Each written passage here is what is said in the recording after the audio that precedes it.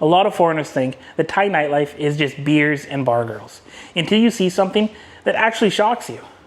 The other night, I walked into my friend Maya's bar only to see a pig's head on a metal tray in the middle of the bar.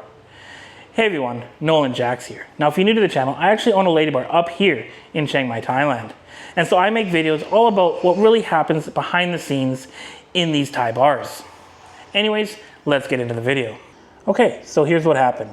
I walk into the bar and see the pig's head just sitting on the metal tray in the middle of the bar, and I'm completely confused.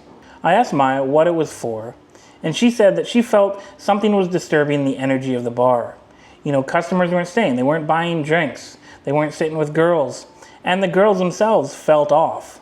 And so she felt that something was scaring the customers away. And here's what I learned. In Thai nightlife, or rather even business in general, spirituality and business go hand in hand. This wasn't a joke, it wasn't for show, there was no altar or no ceremony that they went through to try to bring in customers through a gimmick. This wasn't about that. The intention is what mattered to her. And to her, as a Thai bar owner, this was completely natural. It was a completely normal thing to do that anybody else, any other bar owner would do in a similar scenario. Because again, spirituality and the success of a business really do go hand in hand here in Thailand. And this is something that I learned a little bit about when I opened my own bar. You know, in Thailand, almost every bar has some form of spiritual protection.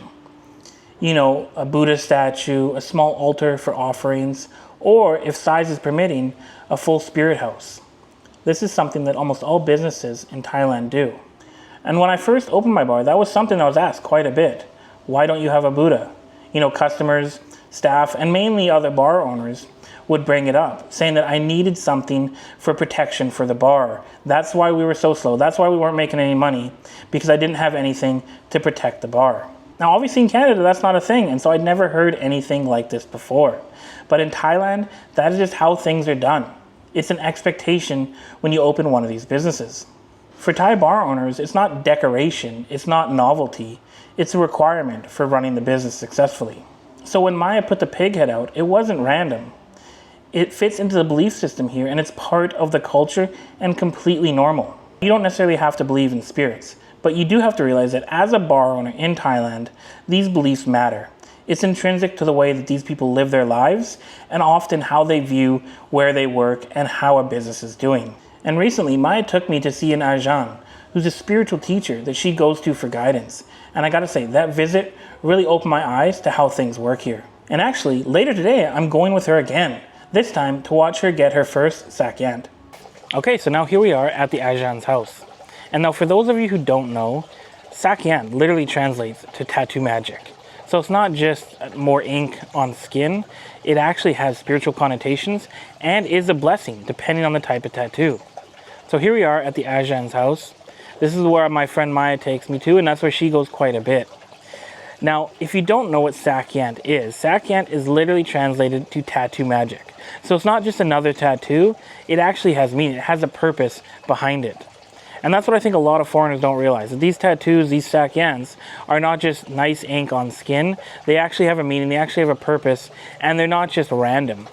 I know when I came here last time, I actually showed the Ajarn an image of a tattoo, or a Sak Yant, I thought, that I found online. And maybe 1 or 2 seconds after looking at the image, he said no, he wouldn't do it. Because in actuality, that tattoo, that Sak Yant, even though it wasn't, had no meaning. It didn't mean anything. There was no actual purpose to it. It just looked cool, and it looked like an imitation of a true Sak Yant tattoo.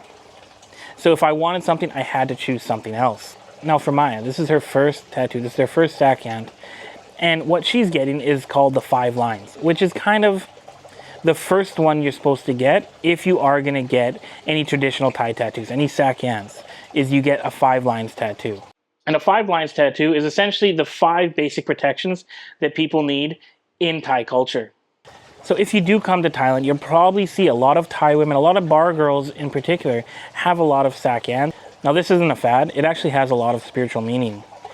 Each different Sak Yant has a different meaning, and people choose the one that they think will help them the most in their life. And this is actually the same Ajarn, the same guy I came to the other week for my own personal reading. And now how that works is we go in and then you write down information about yourself. So you write down obviously your name, your date of birth, the day of the week you were born, the month you were born, all those things. And then he can work with that to kind of give you what you need to know for your life at the present time. And honestly, he did tell me a lot of things that really hit close to home. He said, I overthink too much, which check mark there. I'm going to burn myself out. And the next 3 months are going to be really hard for business. And let's be honest, all those things are very, very true. Now, you can be as skeptical as you want, but this is something that's really a part of the business life and just the daily life here in Thailand. A lot of business owners go to monks or spiritual teachers like an Ajarn to see what they need to do to really make their business thrive. It's not fortune telling, it's really just mindset guidance. You know, giving you some tips, some things you need to think about in order to make the best choices moving forward. So I'm back in the bar after going to see the Ajarn. You know, I really did learn a lot this week between, the pig's head, Maya's first Sak Yant, and my own personal reading with the Ajarn. You really do see a glimpse into how Thai people really think about business. In Thai nightlife, spirituality is not separate from business. It's intrinsic into how they actually think and operate their business on a daily level. From the owners all the way down to the staff, it really does play a key part on how these businesses operate. Now, you don't have to believe what the Thai people believe. You don't have to believe in the spirits or the rituals. But if you do want to understand Thai nightlife, or if you were to come to Thailand and want to open a bar for yourself, you do have to understand the beliefs of the people that you're going to be working with. And honestly, I respect it. I really appreciated the opportunity to get to see a bit deeper into how Thai people view the world. Because again, they're seeing spirituality everywhere, and it's right integrated into how they operate their businesses. Obviously, it's a lot different than how we do things back in the West, but I really did like being able to see a little bit deeper into how the Thai people operate their businesses. Now, if you're looking to get a traditional Thai tattoo, a Sak Yant, then please check the description below. I'll give all the information for the Ajarn that I went to. He does great work and really cares about his craft, and it really was an amazing experience all around.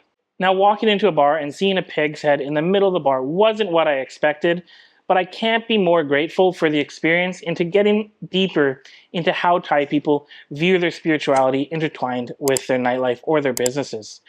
Anyways, I'll see you in the next one. Cheers.